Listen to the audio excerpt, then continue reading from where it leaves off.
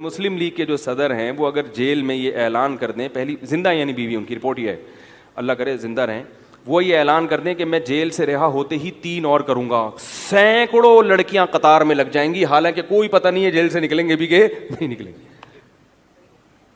لڑکیاں کہیں گی ہمارا فائدہ اس میں، ایک آدمی کی بیوی بن جائیں، 15 16 سال کی لڑکیاں اور والدین پیش کر دیں گے جو غریب لوگ ہیں خاص طور پہ، وہ بولیں گے یار ہمیں اور کیا چاہیے، محل ملے گا شاہی، رائے ون میں ہو سکتا ہے ایک بنگلہ ہمارے نام ہو جائے۔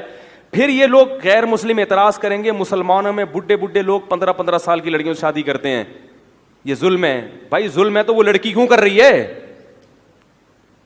ایک عیسائی خاتون تھی، اسکائپ پہ مجھ سے بات کی، اس نے انگلش میں ٹرانسلیٹر بیٹھی ہوئی تھی کوئی خاتون، وہ کہنے لگی کہ نبی صلی اللہ علیہ وسلم نے 9 سال کی لڑکی سے نکاح کیا ہے، یہ تو لڑکی پہ ظلم ہے، یہ تو عیاشی۔ میں نے کہا آپ مجھے بتاؤ اگر حضرت عیسیٰ علیہ السلام آج آ جائیں اور آپ کی کوئی بیٹی ہو 15 سال کی یا 9 سال کی جو بالغ ہو چکی ہو 12 سال کی، اور عیسیٰ علیہ السلام جن کو آپ نبی مانتے ہو وہ واقعی مذہبی خاتون تھی، تو آپ اپنی بیٹی ان کو دے دو گی؟ اس نے کہا میں بھی 12 سال کی میں نکاح کر لوں گی، بیٹی تو بعد میں، اگر میں 15 سال کی ہوئی، چونکہ وہ اللہ کے کیا ہیں، عیسیٰ ہیں بھائی، اللہ کے پیغمبر ہیں، ان میں تھوڑی ایج دیکھی جائے گی کتنی عمر کے ہیں، پیغمبر کی بیوی بننا کون پسند نہیں کرے گی؟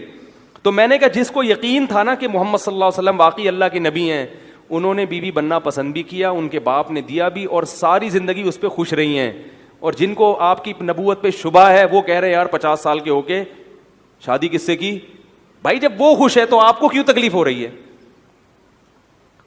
ایک دفعہ کسی نے ویڈیو بھیجی کچھ عرب بڈھے کی نا 90 سال کا، وہ بالکل سوکھے ہوئے نہیں ہوتے بوڑھے، ایسا بڈھا، لیکن اگر کوئی کر رہا ہے تو یہ اس پہ ظلم نہیں ہے بلکہ اس کے ساتھ احسان ہے کہ اس کو شریعت نے آپشن دیا ہے کہ بھائی نکاح میں بہت ساری مصلحتیں، تو تم کسی بھی کوئی بھی مصلحت حاصل کرنا چاہو تو تمہارے لیے راستہ کھلا ہوا۔ یہ مصلحتیں جبھی حاصل ہو سکتی ہیں کہ جب مرد کو زیادہ نکاحوں کی اجازت دی جائے اور عورت کے لیے سلیکشن کیا ہو، آسان، سپلائی کے مقابلے میں ڈیمانڈ بڑھ جائے، اس سے عورت کی ویلیو بڑھے گی۔ ویلیو اس لیے کہ عورتوں کے لیے رشتوں کی کمی نہیں ہوگی، مردوں کے لیے رشتے کم پڑ جائیں گے۔ جو اچھے مرد تھے وہ سارے 4 کر کے بیٹھے ہوئے ہیں، اور جو ہیروئن چی چرسی بے روزگار وہ چھڑے، وہ گٹر کے ڈھکن پہ بیٹھے ہوئے ہیں۔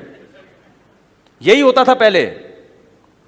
آپ اپنے باپ داداؤں سے جا کے پوچھو، جو رشتہ لینے آتے تھے جوتے گھسا کے بیٹی دیتے تھے ان کو، کبھی بھی تلاش نہیں کرتے تھے۔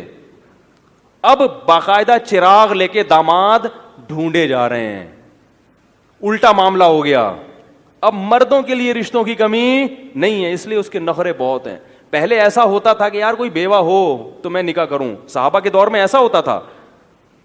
قرآن سے پتہ چلتا ہے کہ صحابہ انتظار میں ہوتے تھے کوئی بیوہ ہو تو عدت پوری ہونے سے پہلے پیغام بھیج دیا کرتے تھے۔ قرآن نے کہا عدت پوری ہونے تو پھر بیگو پہ۔ اور میں نے اپنی کتاب میں واقعات لکھے ہیں کہ ایک عورت کو طلاق ہوئی، بیوہ ہوئی، درجنوں رشتے آئے ہوئے اور بہترین سے بہترین۔ یہ تصور نہیں تھا کہ اخبار میں اشتہار دیا جائے یا کسی سے دعا کی درخواست کی جائے۔ تو اسلام کو کوئی صحیح جا کے پڑھے گا تو اس کو سمجھ میں آئے گا اسلام دین فطرت ہے۔ لا الہ